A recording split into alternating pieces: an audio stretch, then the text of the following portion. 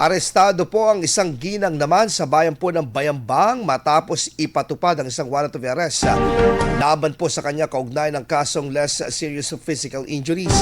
Ayon po sa ulat ng pulisya ay sinagawa po ang pag-aresto noong gabi ng Enero 12 ng kasalukuyang taon sa Barangay Castaña, Pozorobio, Pangasinan sa magkasanib na operasyon ng Bayambang Municipal Police Station at 105th Maneuver Company ng RMFB-1. Nakasaad sa warrant of arrest ang inirekomendang piyansa na 5,000 piso para sa pansamantalang kalayaan ng akusado.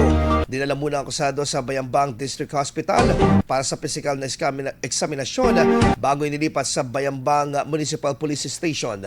At ang mga dokumentasyon na kailangan at disposisyon ng nasabing kaso.